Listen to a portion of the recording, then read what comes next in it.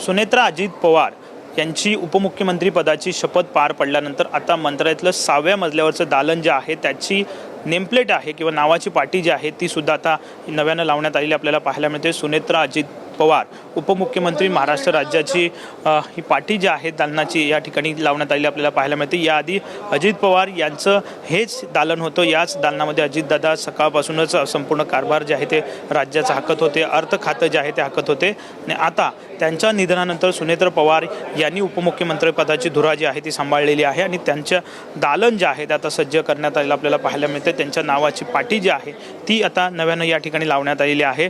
त्यांच्यावरती आपण जर पाहिलं तर पुणे पालकमंत्री आणि बीड पालकमंत्री पदाची सुद्धा जबाबदारी जी आहे ती असणार आहे। जी अजितदादांवरती ही संपूर्ण जबाबदारी होती ती त्यांना सुद्धा आता ही जबाबदारी जी आहे ती पार पाडावी लागणार आहे। त्यामुळे हे दालन जे आहे ते पुन्हा एकदा या ठिकाणी तयार झालेलं आपल्याला पाहायला मिळते आणि त्यांच्या नावाची पाटी जी आहे सुनेत्रा पवार यांच्या नावाची पाटी या ठिकाणी लावली आहे आणि त्यांचा संपूर्ण कारभार जो आहे तो आता याच ठिकाणावरून अजितदादा ज्या दालनामध्ये बसायचे त्याच दालनामधून संपूर्ण कारभार उपमुख्यमंत्री पदाचा असेल किंवा संपूर्ण राज्याचा इतर त्यांच्याकडे जी खाती दिलेली आहेत त्याचा कारभार जो आहे तो याच दालनातून त्या बघणार आहेत। कॅमेरामॅन रोहन पवारसह विनायक डावरू, TVN मराठी, मुंबई।